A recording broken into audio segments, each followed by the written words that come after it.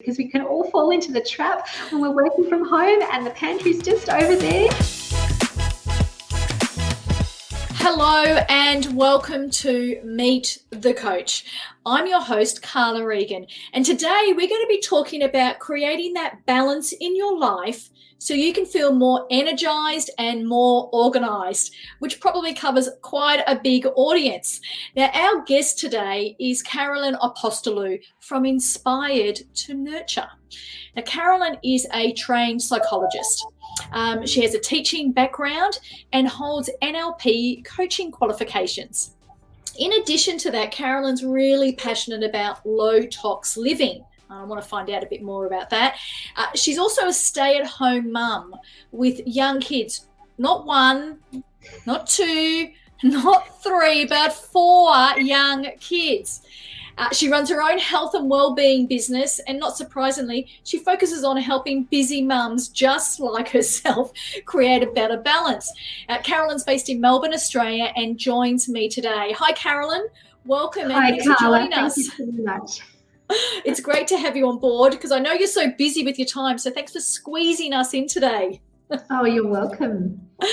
Now, our theme today is centered around feeling more energized and getting more organized.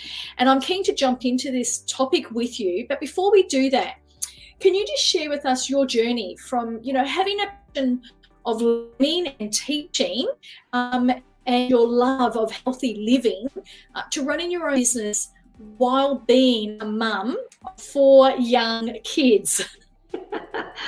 Yes, not many people have 4 young kids today, do they? Look, my background started in psychology and in teaching students, VCE students, in those last few years, very stressful times. And I absolutely loved teaching them not only the psychology curriculum, but really teaching them to look after their health and their well-being. And that's when I really noticed a gap in adult life when there's no one actually looking after you, not like there are teachers when you're in school. Fast forward, and I was a stay-at-home mum with my 4 young kids. My husband works in a really high-pressured job, and I loved being at home, nurturing them as they developed and they grew.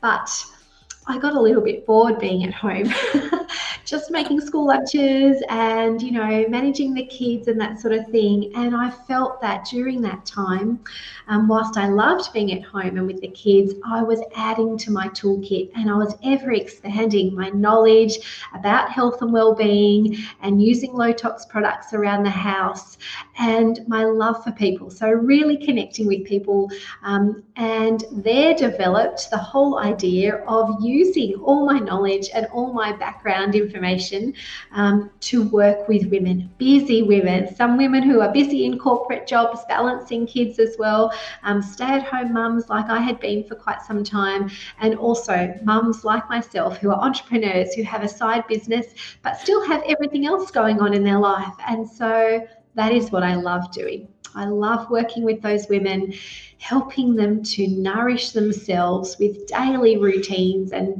daily practices so that they fill their cup, so that they're better wives, they're better mums, they're better friends, really, and they've got lots of tools at their fingertips to manage and restore balance in their home. What a lovely introduction and a really great journey. I mean, obviously, you've done this on your own for the last 10 years, and I love that you're sharing the tips and the tricks and the strategies to help other mums, busy mums, corporate mums, as you say. Mums come in all shapes and sizes to transition, and finding space for yourself as a mum can be really challenging, and it's an important element, I think, in having that healthy balance and creating some calmness in your life, because it can get really busy. So as a wellness coach, can you share how you work with busy mums and how you help them feel more balanced, more in control of their home and their careers in some cases? Absolutely. And I think I have first-hand experience, so I know exactly what it is like to feel overwhelmed, to feel the guilt when your husband is leaving in the morning, leaving you at home with all the kids, or just feeling overwhelmed like you're back in the kitchen again in the afternoon, pulling together meals when you've got young kids at your feet, or just, when your head hits the pillow at the end of the night and you think, oh gosh, I didn't even wash my face, but I'm just so tired. So I can absolutely relate to the feeling that a lot of women are feeling. And yet, in the last few years, I myself have been able to pull myself out of that and to instill nourishing practices like a beautiful morning routine that just, really sings to my soul and fills my cup up and just helps me then set the intention for the rest of the day. And so all these different women that I work with, whether, like I said to you before, whether they are busy in their corporate roles or they are at home with the kids all the day and they're balancing a side business as well as mum life, just helping them to understand to look after themselves and what can they do for themselves each day, for 5 minutes, for half an hour, what nutritious food can they be eating, and other small minor changes that then have a ripple effect into every other aspect of their life. I really like what you said, and when you were talking about busy mums looking after themselves first, it reminds me when you go on a plane and they talk about the oxygen mask coming down and you've got to fit it yourself first and then help others. It's the same analogy, really. You can't be a great mum, partner, friend, aunt, wife, employee, a business owner, without first taking some time out for you. So I really love that approach. I've took some notes down here. I want to ask you about sleeping, Carolyn, because you can have a really great routine during the day that can get you organized and sorted out. But how important is sleep to our health and well-being? Well, and I think as busy women, we are often guilty of staying up way past our bedtime to get things done because it's quiet, the kids are asleep, and we can focus on work or we can focus on jobs around the house. But let me assure you, those household jobs are still going to be there in the morning, and it is actually far, far more important that you maintain a regular sleep-wake routine. And what I mean by that is going to sleep at the same time every night, like 10 or 10:30, and waking up at the same time every morning. So for example, 6 or 6:30. And that is going to be so great for your body to get into a routine that's going to allow you to sleep better. That's going to nourish your body with great sleep so that you will feel more energized and more vitality when you do wake up. Fabulous. I try to do that practice same time every week. And I heard that sometimes you can incur a sleep debt if you don't have enough time or you cut out on your hours of sleep. So, I think sleep's an important part of that. If we can shift gears for a moment, because I want to talk about another part of your business. You do help busy mums. But busy mums are also in the corporate world. And I know that you're already running mental health workshops for employees that may be experiencing some stress or some anxiety, some uncertainty, particularly around things that may be happening in their life, but in the world as well.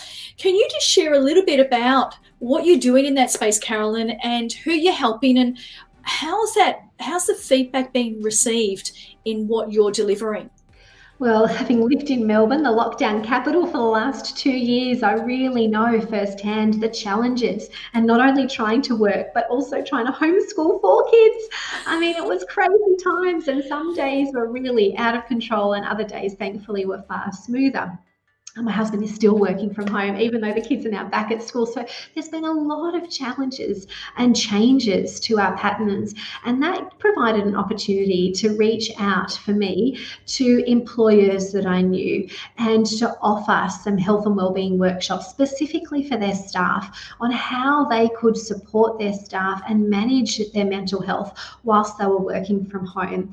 And a lot of this information was just creating a workspace that's different from their sleep area to make sure that they moved their body and they maintained all the things that brought them joy prior to the lockdowns, that they could still do. So really encouraging them to still go out for a run or do an online workshop, and to really look at nourishing their bodies with good food, because we can all fall into the trap when we're working from home and the pantry's just over there, to be constantly snacking and moving to the pantry or to sugary snacks and things like that. So the workshops were very well received, as you can imagine. The employers loved to be able to be seen to be supporting their staff, and I think the staff really appreciated the reminder of a lot of the tips and the strategies that I was sharing with them. And I got lots of comments like, when can Carolyn come back? And I have been back at quite a few of those companies running other workshops on resilience, on sleep techniques, on just parenting, and all sorts of things. So I really love that opportunity to connect with the corporate workers, who many of those are busy mums and dads, who just needed a refresh on some health and wellbeing tips and strategies. It sounds like you've got quite a broad array of tools in your toolkit to help create that feeling of more energy, getting organised, low tox, healthy living, and feeling like you're your better self, I guess. The COVID cushion comes to mind when you were talking about all the bad eating habits people have when they've been working from home. So guilty, probably put on 1 or 2 kilos. Yes, absolutely. I love the work that you're doing in the corporate arena, because we do need to support employees, because many of them are working remotely away from their teams, and that has an adjustment. And of course, you mentioned homeschooling. That's been a tough transition for any parent. What about for people that are watching and listening to our interview series today, Carolyn? What tips would you give them that they could implement today to start a health and well-being routine in their lives? Okay, I'm going to share a couple of tips with you, but the number one tip really is to implement a morning routine if you haven't already got one of those started. I can't tell you how this has changed not only my life, but many of the clients that I work with.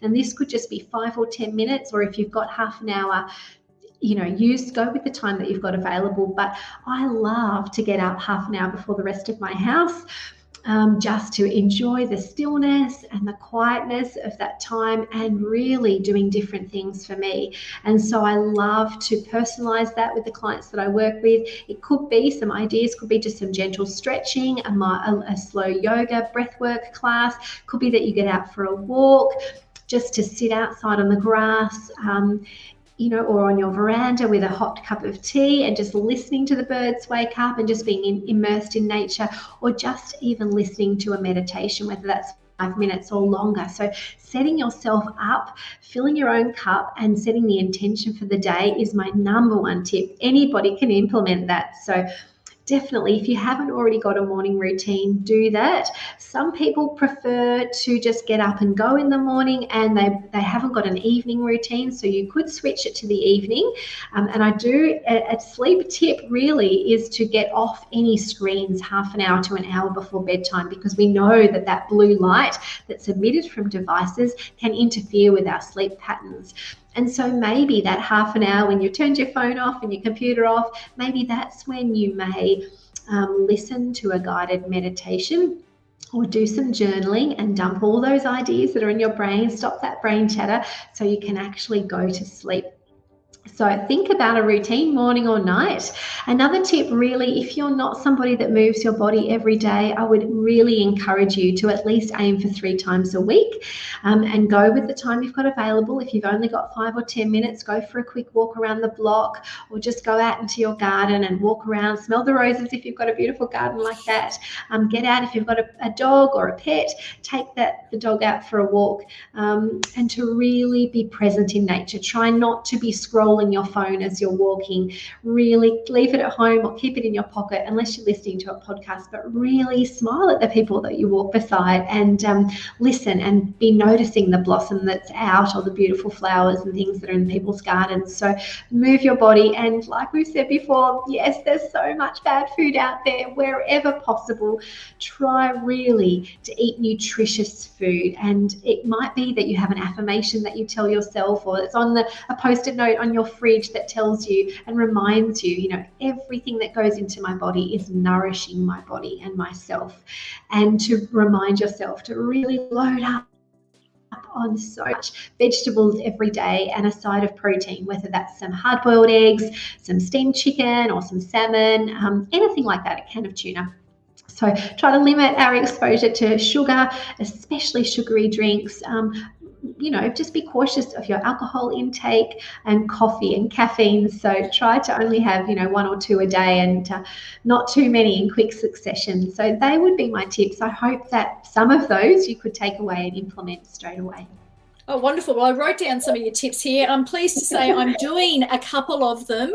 I really like setting the intention for the day. I'm going to embrace that.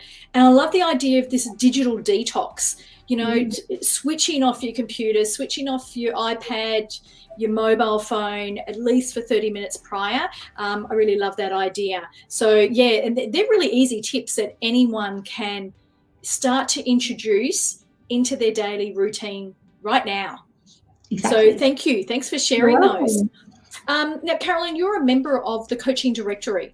So what does joining the Coaching Directory mean for you and your business? Well, as a busy coach, I would only want to be included in the most important coaching directory that there is. And so I'm really honoured to be here in the health and wellness section, to be able to be found more easily and just to share what I'm passionate about.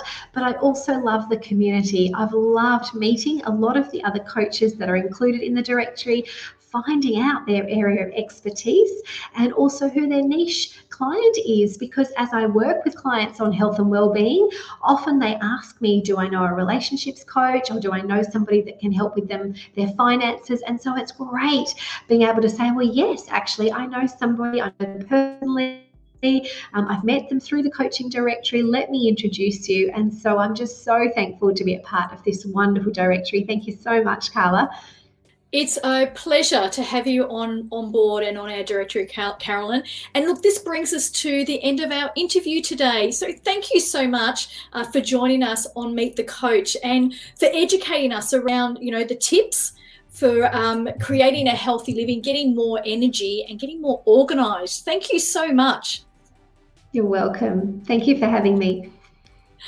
And look, thank you to our audience for watching and listening to Meet the Coach. You can connect directly with Carolyn from Inspire to Nurture from the Coaching Directory site. If you enjoy our show, then please rate and review us and be sure to catch us on our next interview. I'm Carla Egan from the Coaching Directory, where we connect you to your ideal coach.